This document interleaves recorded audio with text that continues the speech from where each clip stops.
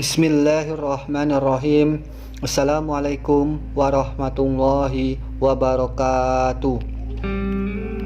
Allahumma sholli ala Muhammadin abdika wan nabiyyika wa rasulikan nabiyil ummi. Sahabat-sahabat ahli sholawat dimanapun Anda berada di alam semesta ini, di kesempatan kali ini kami akan memberikan satu buah cerita tentang seorang yang sering rajin mengamalkan sholawat Jibril. Sebelum saya lanjutkan ceritanya, bagi sahabat-sahabat sekalian, silakan tekan dulu tombol like-nya, dan yang belum subscribe silakan subscribe dulu channel kami Ahli Sholawat, dan nyalakan juga tanda loncengnya agar bisa mendapatkan tausiah-tausiah harian dan amalan-amalan kerezekian dan berbagai amalan sholawat lainnya di channel kami Ahli Sholawat setiap harinya.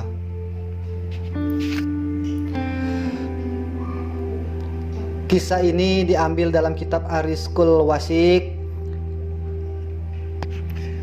Kiai Khalil Bisri. Dalam buku kumpulan ijazah sholawat, beliau mengatakan, sholawat ini, sholawat Jibril, biasa dipakai sebagai wiridan rutin sebanyak 1000 kali oleh para kiai kuno untuk membuka jalan memperoleh berkah dalam segala upaya. Khasiat sholawat Jibril ini memang dahsyat, meski bukan dalam pengertian terkabulnya hajat. Orang yang istiqomah membaca sholawat mendapatkan kemuliaan di sisi Allah yang sangat tinggi derajatnya, bahkan sampai-sampai jasadnya dilindungi dari kerusakan setelah mati. Untuk hal yang disebutkan terakhir ini, ada sebuah kisah yang sangat terkenal diceritakan oleh Habib Lutfi bin Yahya dalam banyak kesempatan atau pengajian. Beliau, Habib Lutfi, dalam perjalanan keilmuan beliau mondok di Kedung Faruk Purwokerto kepada Syekh Abdul Malik, seorang mursyid Thariqah Naqsabandiyah Kholidiyah. Beliau adalah seorang alim dai yang sangat mencintai Indonesia. Sewaktu beliau mondok, beliau mengenal seorang kuli angkut di pasar yang bernama Pak Darjo. Pak Darjo seorang pekerja yang luar biasa. Setelah sholat subuh, jam 7 keluar, kerja ke pasar, mengangkut beras dan barang-barang komoditas lainnya. Apa saja yang dilakoninya dengan ikhlas. Singkat cerita, Pak Tarjo ini wafat dan telah dimakamkan 9 tahun lamanya.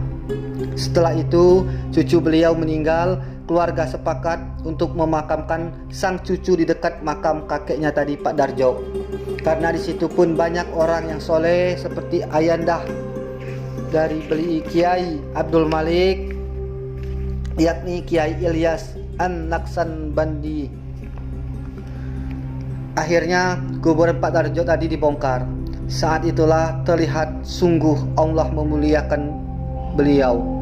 Jenazah Pak Darjo masih utuh, bahkan harum semerbak wanginya. Padahal sudah 9 tahun dikuburkan.